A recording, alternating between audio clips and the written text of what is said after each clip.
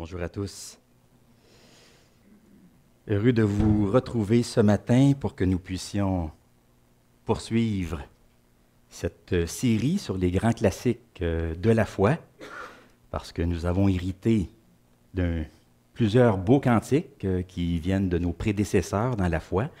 Alors, c'est vraiment une joie pour moi de revisiter ces classiques de la foi, de redécouvrir l'histoire qui se trouve derrière ces cantiques et surtout de mettre en lumière la foi qui les sous-tend. Alors, série que j'ai intitulée « Il était une fois un cantique ». Et jusqu'à maintenant, nous avons regardé ensemble 5 grands classiques de la foi, 5 beaux hymnes. J'en ai 8 à vous proposer, je vous l'avais déjà mentionné, donc il nous en reste 3 à regarder ensemble. Et pour ce matin, je vous propose un autre très vieux cantique, le plus vieux des cantiques parmi tous ceux que nous avons regardés jusqu'ici. On le chante depuis environ 250 ans. Il a été rédigé en Angleterre en 1772 et on dit même que c'est le cantique le plus populaire et le plus chanté au monde. On a même estimé que c'est un cantique qui est chanté environ 10 millions de fois par année. 10 millions, c'est quand même pas rien. Je ne sais pas combien de fois on le chante par année ici, à quelques reprises, 4 fois, 5 fois par année. Bien, dans le monde, un peu partout sur le globe, on estime qu'il est chanté environ 10 millions de fois. Donc, c'est un cantique très populaire, non seulement parmi les chrétiens, mais aussi dans la société en général. Il a été interprété par plusieurs artistes avec différents instruments, au piano, au violon, à la cornemuse. Je suis sûr que vous entendez ce cantique ici et là, dans différentes circonstances. Mais c'est un cantique qui n'est pas chanté par tout le monde. Je le mentionne dès le départ, il y a certaines personnes qui éprouvent un peu d'inconfort avec ce cantique. J'aurai l'occasion d'y revenir un peu plus tard.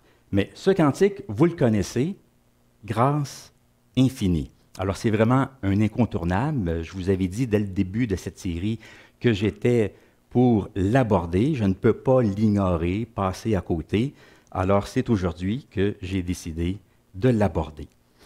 C'est un cantique qui est chanté lors de différentes circonstances. Je sais qu'on a tendance à le chanter lors de funérailles, mais ce n'est pas un cantique qui a été rédigé pour des funérailles. C'est vrai que c'est un cantique apaisant, vraiment réconfortant, non seulement à cause des paroles, mais aussi à cause de la musique, de la mélodie. C'est vraiment un très, très beau cantique. On a envie de se laisser bercer par ce cantique-là. Alors, on a eu justement l'occasion de l'entendre pendant l'offrande. Et le passage biblique d'aujourd'hui pour la prédication et qui accompagne ce cantique, un passage qui va peut-être vous surprendre. Vous allez vous poser la question, quel est le lien entre ce cantique et le passage biblique d'aujourd'hui? C'est un passage que l'on retrouve dans l'Ancien Testament, dans 1 Chroniques, chapitre 17, et je vais vous lire les versets 7 à 20. 1 Chroniques, chapitre 17, les versets 7 à 20. Alors Dieu parle au prophète Nathan, et il a un message pour le roi David. Un message qui va émerveiller David et qui va le laisser sans voix, ou du moins quasiment sans voix. Alors voici ce que Dieu dit au prophète Nathan pour David. 1 Chroniques, chapitre 17, je lis à partir du verset 7. Maintenant tu diras, mon serviteur David, ainsi parle l'Éternel des armées. Je t'ai pris au pâturage, derrière les brebis, pour que tu sois chef de mon peuple d'Israël. J'ai été avec toi partout où tu as marché. J'ai exterminé tous tes ennemis devant toi, et j'ai rendu ton nom semblable au nom des grands qui sont sur la terre. J'ai donné une demeure à mon peuple d'Israël, et je l'ai planté, pour qu'il y soit fixé et ne soit plus agité, pour que les méchants ne le détruisent plus comme auparavant. Et comme à l'époque où j'avais établi des juges sur mon peuple d'Israël, j'ai humilié tous tes ennemis. Et je t'annonce que l'Éternel te bâtira une maison. Quand tes jours seront accomplis, et que tu iras auprès de tes pères, j'élèverai ta postérité après toi, l'un de tes fils, et j'affermirai son règne. Ce sera lui qui me bâtira une maison, et j'affermirai pour toujours son trône. Je serai pour lui un père, il sera pour moi un fils, et je ne lui retirerai point ma grâce, comme je l'ai retirée à celui qui t'a précédé. Je l'établirai pour toujours dans ma maison et dans mon royaume, et son trône sera pour toujours affermi. Nathan rapporta à David toutes ces paroles et toute cette vision. Et le roi David alla se présenter devant l'Éternel et dit, « Qui suis-je, Éternel Dieu, et quelle est ma maison pour que tu m'aies fait parvenir où je suis? C'est peu de choses à tes yeux, ô Dieu. Tu parles de la maison de ton serviteur pour les temps à venir, et tu daignes porter les regards sur moi, à la manière des hommes, toi qui es élevé, Éternel Dieu. Que pourrait te dire encore David sur la gloire accordée à ton serviteur? Tu connais ton serviteur. Ô Éternel, c'est à cause de ton serviteur et selon ton cœur que tu as fait toutes ces grandes choses pour les lui révéler. Ô Éternel, nul n'est semblable à toi. Il n'y a point d'autre Dieu que toi, d'après tout ce que nous avons entendu de nos oreilles. » Prions ensemble. Seigneur notre Dieu, notre Père, ce matin nous sommes dans ta présence tous ensemble pour nous placer à ton écoute. Nous te demandons de bénir ta parole, cette parole que nous voulons proclamer, que nous voulons faire retentir encore aujourd'hui. Que cette parole renouvelle notre esprit, qu'elle touche notre cœur, qu'elle nourrisse notre âme, qu'elle renouvelle notre foi, qu'elle nous fasse redécouvrir ta grâce, qu'elle transforme notre vie, qu'elle nous remplisse de joie et qu'elle stimule notre louange. Amen.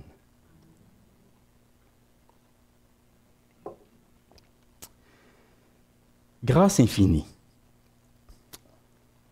Alors nous allons parler de grâce ce matin. Mais pas juste de la grâce. De la grâce infinie. Une grâce surprenante, abondante, exceptionnelle. On dit parfois que l'Évangile, c'est l'Évangile de la grâce. Cette grâce que Dieu nous a manifestée en Jésus-Christ. Et c'est vrai, Dieu nous fait grâce. Dieu nous accueille, Dieu nous pardonne, Dieu nous réconcilie avec lui, il nous restaure, il nous donne une nouvelle vie. Tout cela est vrai, Dieu nous comble de sa grâce et de ses bienfaits. Mais pour bien comprendre cette grâce, pour en saisir toute l'ampleur, toute l'étendue, peut-être faudrait-il ajouter un mot pour la qualifier et parler de grâce abondante, même de grâce surabondante. Pour reprendre cette parole de l'apôtre Paul dans l'Épître aux Romains, là où le péché a abondé, la grâce a surabondé. Alors on pourrait dire que l'Évangile, oui, c'est l'Évangile de la grâce, mais c'est un message à propos d'une grâce extraordinaire, une grâce abondante, surabondante. D'ailleurs, ce cantique s'appelle « Grâce infinie », mais on pourrait le traduire aussi par « grâce merveilleuse ». Grâce extraordinaire, grâce surprenante, grâce incroyable. C'est que ce cantique nous parle d'une grâce qui est impensable, qui est inconcevable, incroyable, inimaginable, invraisemblable, une grâce renversante, stupéfiante. Vous voyez l'idée, hein? La grâce de Dieu, c'est une grâce qui émerveille, une grâce abondante. Vous savez, parfois, lors de bulletins météo, on annonce qu'il va y avoir de la pluie. Mais parfois, pas toujours, mais parfois, on dit qu'il va y avoir de la pluie abondante. Hein? Ça veut dire plus de pluie que la normale. On annonce beaucoup de pluie, plus que d'habitude. On va dire parfois aussi, durant l'hiver, attention, demain ou lors des prochains jours, risque de neige abondante. Donc, ça veut dire qu'on s'attend ou qu'on devrait s'attendre à beaucoup de neige. On pourrait dire que c'est un peu la même chose avec l'Évangile. L'Évangile, c'est une grâce abondante. Lorsqu'on va vers le Christ, dans la repentance, dans la foi, lorsqu'on se tourne vers lui, attention, risque de grâce abondante. Il y a de la pluie abondante, de la neige abondante, mais aussi de la grâce abondante. Mais la grâce, c'est quoi? Qu'est-ce que c'est que la grâce? Dans la Bible, la grâce a des sens très variés. Je trouve que c'est un peu comme un arc-en-ciel. Un arc-en-ciel, nous le savons, ça a plusieurs couleurs. Il y a du rouge, il y a du bleu, il y a du jaune, il y a du vert. Les couleurs sont multiples. Mais c'est un peu la même chose avec la grâce. C'est un arc-en-ciel qui a plusieurs couleurs. On pourrait dire aussi que la grâce, c'est comme un diamant ou une pierre précieuse qui a plusieurs côtés, plusieurs angles. Donc la grâce a plusieurs facettes. C'est un mot très important dans le Nouveau Testament. Ce mot revient 156 fois, seulement que dans le Nouveau Testament. Et il a des sens très variés. Disons que son champ sémantique est très large.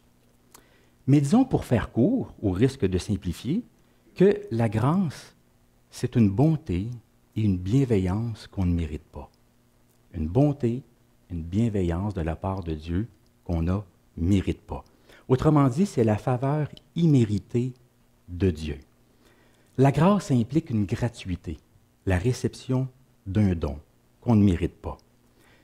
Si on la méritait, ce ne serait plus une grâce, ça serait un dû.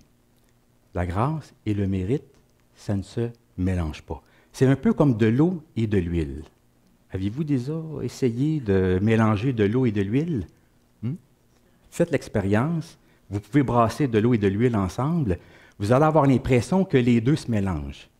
Mais attendez un peu. Attendez juste un petit peu. Et vous allez voir que les deux vont se démarquer de nouveau. L'huile et l'eau, ça ne se mélange pas. Et c'est la même chose avec la grâce.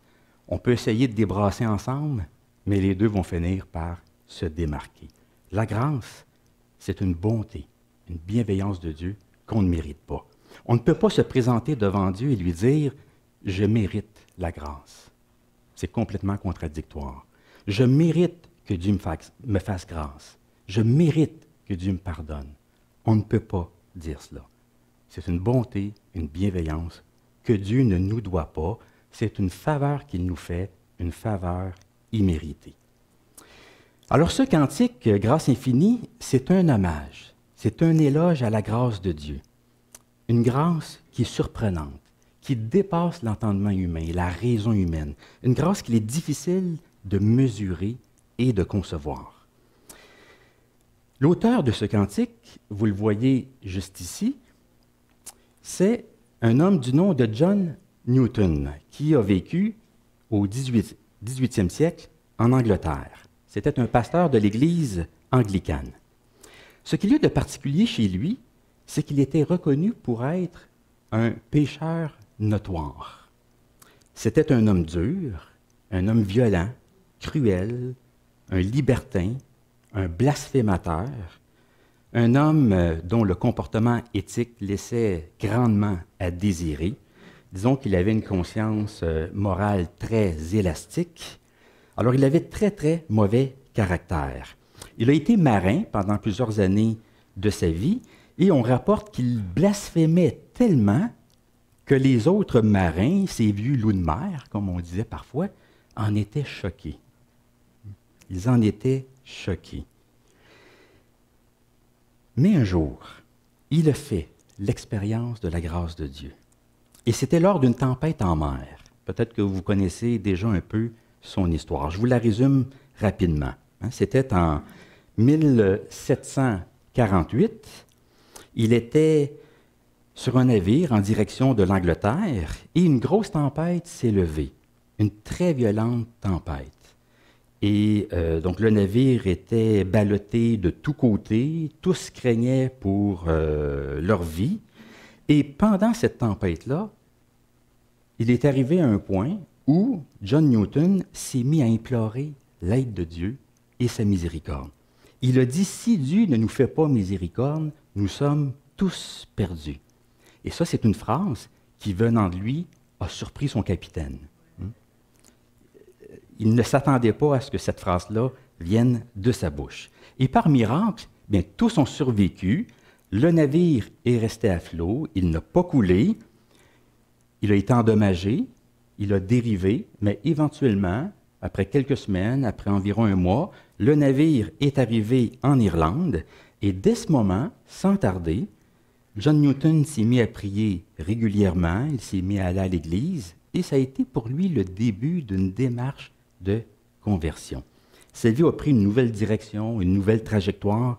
Il s'est mis à approfondir la foi et même à étudier la théologie. Ça ne veut pas dire qu'il est devenu un saint du jour au lendemain, que tout a changé soudainement. Ça aussi, je vais y revenir un peu plus tard. Mais quand même, éventuellement, avec le temps, après avoir fait quelques études, il a fini par devenir pasteur au sein de l'Église d'Angleterre. Il a été ordonné et il a desservi une église dans un petit village au nord de la ville de Londres. Il est resté là une vingtaine d'années. Et c'est durant ce pastorat qu'il a rédigé ce cantique « Grâce infinie ».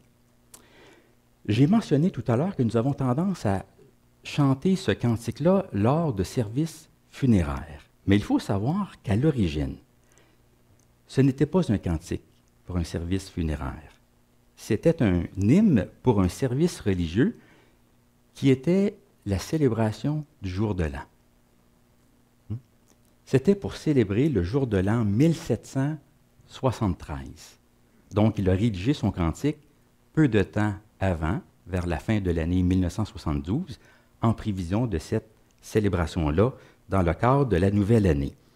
C'est que lorsqu'il était pasteur, il aimait rédiger des cantiques pour accompagner ses sermons. Et pendant, à ce moment-là, en 1973, ce jour de l'an-là, le texte biblique sur lequel il devait prêcher, c'était 1 Chronique, chapitre 17, et en particulier les versets 16 et 17. Regardez bien. Vous voyez ici, la première fois, lorsque ce cantique a été publié, il a été publié en 1779, et ce n'est pas le cantique qui est en haut, c'est vers le bas. Vous voyez ici, on reconnaît les paroles du cantique, Amazing Grace. Et est-ce que vous voyez le passage biblique qui est là? 1 Chronique, chapitre 17, en chiffre romain, les versets 16 et 17. Et d'ailleurs, avez-vous remarqué comment s'appelait ce cantique à ce moment-là? Plus tard, on l'a désigné comme étant Amazing Grace, mais au début, ce n'était pas le titre de ce cantique. Faith Review and Expectation, qu'on pourrait peut-être traduire par bilan et attente de la foi. Si quelqu'un a une meilleure traduction, vous pourrez venir me voir. Pourquoi ce titre? Bien, comme je l'ai mentionné, il a été rédigé pour le jour de l'an. Et à ce moment-là, c'est souvent une belle occasion que nous avons de regarder à la fois en arrière et vers l'avant. D'abord en arrière pour voir les bienfaits de Dieu, pour célébrer sa grâce au cours de la dernière année, et ensuite vers l'avant pour aborder l'avenir avec confiance, sachant que la grâce de Dieu va nous accompagner. Alors, c'était un cantique pour le jour de l'an, qui éventuellement va être désigné comme étant Amazing Grace. C'est pendant qu'il méditait sur ce passage que l'idée d'écrire ce cantique lui est venue. C'est que John Newton a été frappé, émerveillé, interpellé, je dirais plutôt, par l'attitude du roi David qui répond avec étonnement, humilité et reconnaissance à une promesse de Dieu envers lui. Ce que Dieu lui promet l'émerveille au plus haut point. Alors, pour comprendre un peu ce qui se passe, il faut reculer un peu en arrière. C'est que le roi David veut construire une maison pour l'Éternel. Il a dit, « Voici, j'habite dans une maison de cèdre, et l'arche de l'alliance de l'Éternel est sous une tente. » Alors David compare sa maison avec celle de Dieu. David a une belle maison, une belle résidence, un beau palais en bois de cèdre, mais Dieu, lui, n'a qu'une tente. Alors David trouve qu'il y a quelque chose qui ne va pas, que ce n'est pas tout à fait équitable ou à l'honneur de Dieu. Et David, c'est un homme de foi, c'est un homme pieux, il se préoccupe beaucoup de l'arche de l'Alliance, l'arche qui avait été négligée du temps de son prédécesseur, le roi Saül. Alors David, lui, se préoccupe beaucoup de l'arche de l'Alliance, il l'a fait transporter dans la ville de Jérusalem, il veut avoir l'arche de l'Alliance près de lui, mais temporairement, il la place sous une tente. Mais il nourrit un projet dans son cœur, un beau, un grand projet, un noble projet qui est de construire une maison pour l'Éternel, une maison qui est digne de ce nom, un temple en son honneur. Et il est même encouragé en ce sens par le prophète Nathan, qui lui dit « Fais tout ce que tu as dans le cœur, car Dieu est avec toi. » Mais comme nous le savons, ce n'était pas la volonté de Dieu. Pour David, ce n'est pas lui qui va construire le temple, c'est son fils Salomon, son successeur. Cependant, Dieu lui fait une promesse, et toute une à part ça. Il lui dit que c'est lui qui va lui bâtir une maison, c'est-à-dire une lignée, une dynastie. Il va lui donner une descendance. Et c'est une dynastie qui va durer, qui va s'étendre dans le temps, contrairement à la dynastie de Saül, qui, elle, n'a pas survécu à sa mort. Alors Dieu lui dit qu'il va établir un fils sur le trône de David et qu'il va affermir son règne pour toujours. Alors c'est comme si Dieu inversait la faveur. C'est comme s'il disait à David, tu veux me construire une maison, un temple, mais c'est moi, en réalité, qui vais te construire une maison, c'est-à-dire une dynastie. Et ça, c'est une grâce que Dieu lui fait. Mais juste avant cela, Dieu lui rappelle le chemin parcouru. Il lui rappelle ce que David était avant d'être roi. Ce que Dieu a fait pour lui. Vous savez, souvent, pour être reconnaissant envers Dieu, c'est important de regarder en arrière, de voir ce que nous étions, de voir le chemin parcouru, là où Dieu nous a emmenés. Et c'est exactement ce que Dieu fait avec David. Il va lui dire, « Maintenant tu diras à mon serviteur David, ainsi parle l'Éternel des armées, je t'ai pris au pâturage derrière les brebis, pour que tu sois chef de mon peuple d'Israël. J'ai été avec toi partout où tu as marché, j'ai exterminé tous tes ennemis devant toi, et j'ai rendu ton nom semblable au nom des grands qui sont sur la terre. » Alors vous voyez ce que Dieu fait, il lui rappelle le chemin parcouru. C'est comme si Dieu lui disait, « Regarde d'où je t'ai pris, regarde ce que j'ai fait pour toi, regarde là où je t'ai conduit, amené, et voici maintenant ce que je t'en réserve pour toi.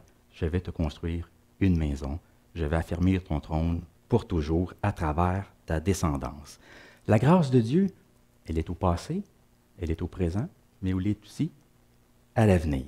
Donc Dieu lui rappelle ce chemin parcouru. Et c'est alors que David prend la pleine mesure de cette grâce. Il en saisit toute l'ampleur. C'est pour lui une leçon d'humilité et de reconnaissance. Il a le sentiment, mais vraiment le sentiment d'être au bénéfice d'une grande faveur. Une faveur incroyable, c'est-à-dire une faveur imméritée.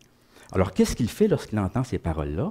Il va se présenter devant l'Éternel, devant l'arche de l'Alliance qui était sous une tente, et là, il va exprimer sa gratitude à l'égard de Dieu.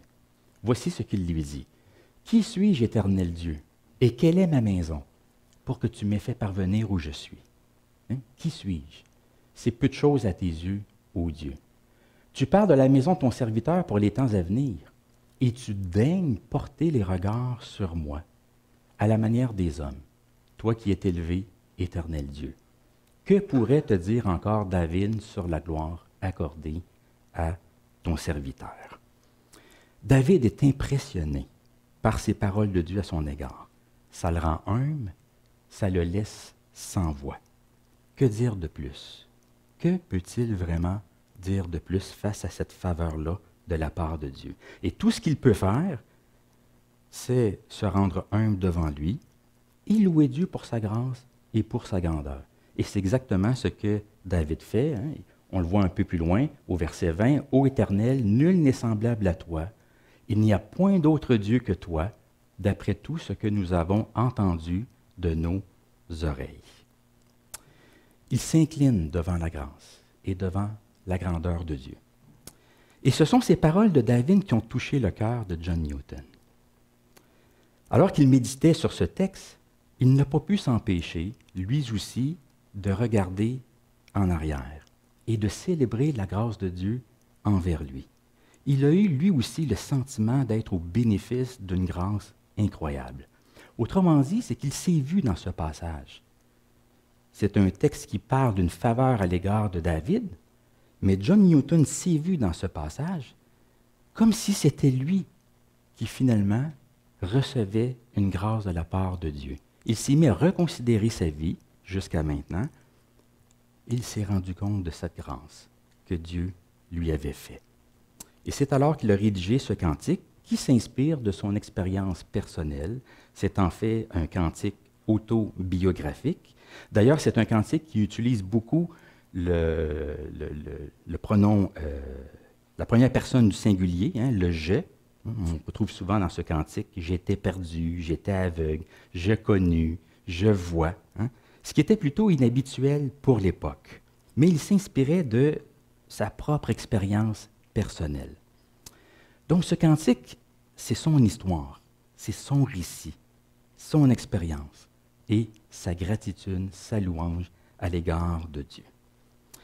Et je trouve qu'il y a là une belle application pour nous. Est-ce que nous aussi, nous pouvons nous voir dans ce texte-là? Est-ce que nous pouvons nous aussi avoir le sentiment que dans notre vie, nous avons été au bénéfice d'une grande grâce de la part de Dieu? Est-ce que la grâce de Dieu, cette grâce que Dieu m'offre en Jésus-Christ, est-ce que je l'ai reçue? Est-ce que je l'ai reconnue? Est-ce que je l'ai reçue dans mon cœur et dans ma vie? Et si c'est le cas, est-ce que je l'apprécie vraiment? Est-ce que j'en reconnais la valeur, la beauté, l'ampleur, la profondeur, comme David, comme John Newton et comme bien d'autres avant nous? Ce cantique, en fait, c'est une invitation à recevoir la grâce, à apprécier la grâce et à célébrer la grâce de Dieu envers nous. Il est bon parfois de s'arrêter, de regarder en arrière ce que Dieu a fait pour nous, là où Dieu nous a pris, de voir tout le chemin que nous avons parcouru jusqu'à maintenant et de dire merci Seigneur pour cette grâce que tu nous accordes en Jésus-Christ, pour tes nombreux bienfaits aussi dans ma vie. Elle est grande, la grâce de Dieu. C'est une grâce abondante. Maintenant, je sais que ce cantique n'est pas chanté par tout le monde. C'est ce que je vous ai dit au tout début. Oui, certaines personnes hésitent à chanter ce cantique. Et je suis sûr que vous aimeriez savoir pourquoi. Il y a au moins 3 raisons à cela. La première, c'est à cause du passé de son auteur, de ce qu'il a fait. C'est que ce cantique est devenu un peu victime de ce qu'on appelle aujourd'hui la culture de l'annulation. Je suis sûr que c'est quelque chose dont vous avez entendu parler. On parle beaucoup de ça, la culture de l'annulation. Ça veut dire que depuis quelques années, on fouille beaucoup dans le passé de plusieurs personnes. On retourne loin en arrière. On revisite l'histoire. On se met à fouiller dans de vieux documents. On relit de vieilles déclarations. Et lorsqu'on fait ça, lorsqu'on fouille dans le passé, qu'est-ce qu'on y trouve? Bien, des choses qui ne sont pas toujours très élogieuses. Et on peut comprendre jusqu'à un certain point pourquoi ce phénomène-là existe. C'est que, oui, il y a de nouvelles sensibilités sociales aujourd'hui et on ne veut plus nécessairement rendre hommage à des hommes ou à des femmes qui ont fait des choses horribles et très répréhensibles dans leur vie, dans leur passé. Alors, c'est quelque chose que l'on peut comprendre. Bien sûr, ça suscite la question, jusqu'où on va avec ça? Où tracer la ligne? Il y a tout un débat là-dessus que je ne veux pas faire ce matin. Ce n'est pas là mon intention. Mais tout ça pour dire que John Newton, lui, n'a pas un très, très beau passé. Un passé qui n'est pas reluisant du tout. Il n'était pas juste un capitaine de navire qui faisait le commerce des esclaves. C'était, comme je l'ai mentionné, un homme dur, un homme égoïste, un homme violent, cruel, raciste, Il torturait les hommes, les femmes, des enfants. Alors c'est vraiment, il a fait des choses détestables. Alors à la lumière de cela, qu'est-ce qu'on fait avec son cantique? On chante ou pas? On l'annule ou pas? Certains vont dire que ce qu'il a fait, ça le discrédite complètement. C'est un homme qui n'aurait même pas dû être ordonné. Donc on ne devrait pas chanter son cantique.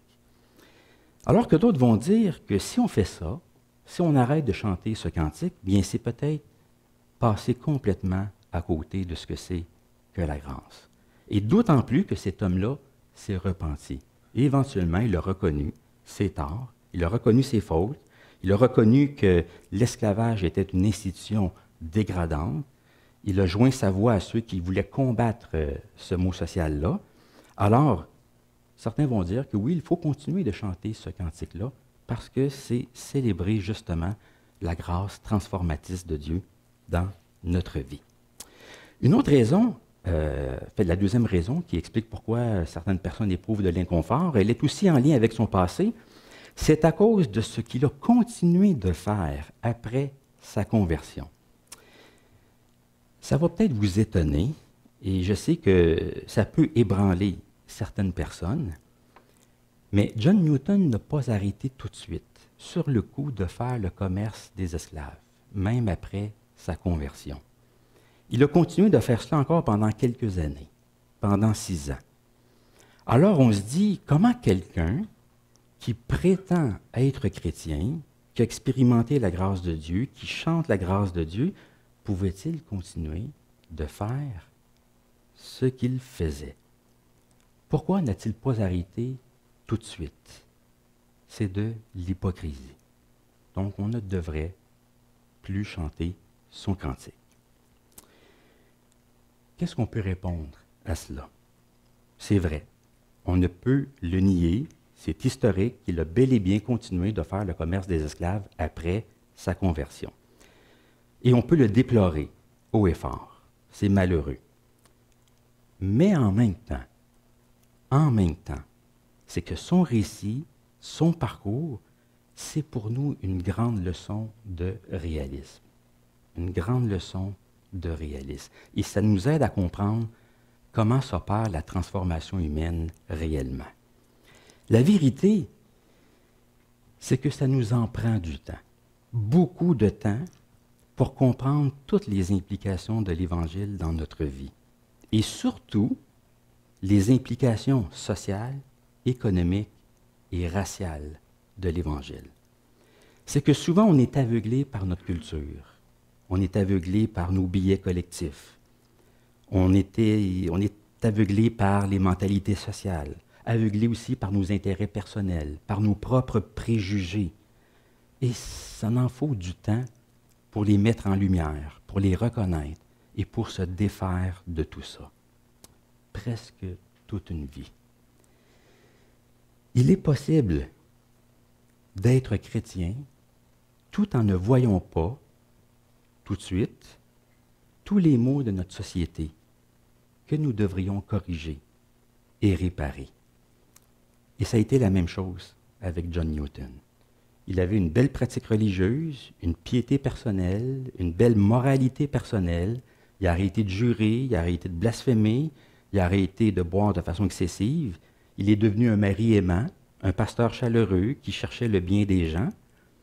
Il a changé, il a été transformé, il a donné son témoignage de la grâce de Dieu dans sa vie, mais il n'avait pas encore saisi toutes les implications sociales, économiques et raciales de l'Évangile. Et ça, c'est quelque chose qui est venu un peu plus tard dans sa vie. C'est pourquoi j'ai dit que son récit, son parcours, c'est pour nous une leçon de réalisme. C'est que la grâce de Dieu, elle fait son œuvre en nous. Mais c'est une grâce qui opère avec le temps. La conversion, c'est juste le point de départ. Ce n'est pas le résultat final. C'est le point de départ, la première étape pour que nous puissions devenir dans la pratique une nouvelle création. Finalement, la troisième raison qui suscite parfois de l'inconfort par rapport à ce cantique, c'est qu'il nous est parfois difficile de s'identifier avec l'expérience de John Newton. C'est que c'était un pécheur notoire. un petit diable, on dirait aujourd'hui. Je sais que parfois on dit que lui, c'est un bon diable, mais là, ce n'est pas de ça qu'on parle.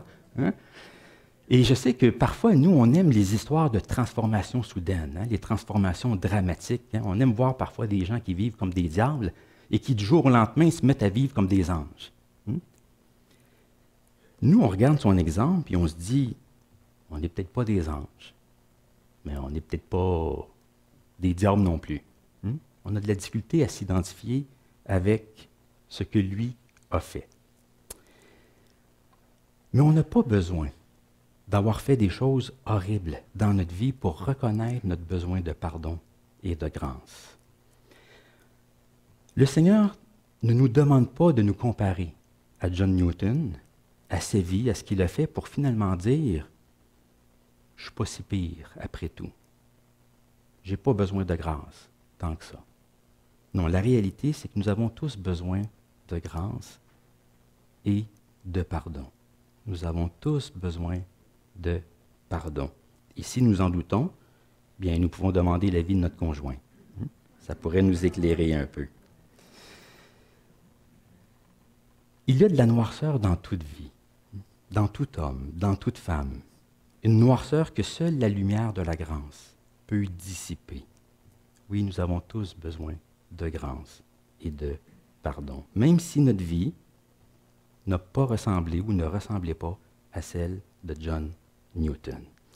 Alors ce cantique, c'est simplement un témoignage de la grâce de Dieu.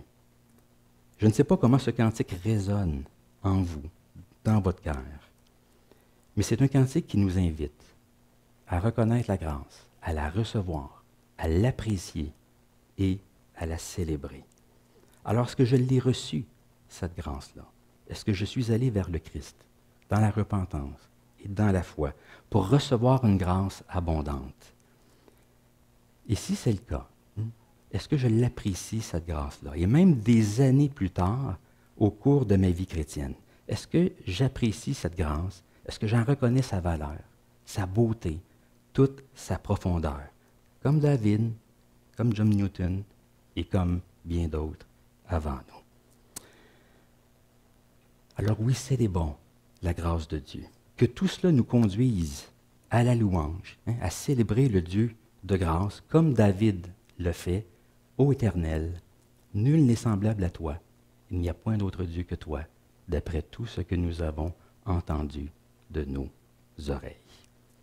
Alors que Dieu soit loué pour sa grâce en Jésus-Christ et pour sa grâce abondante. Amen.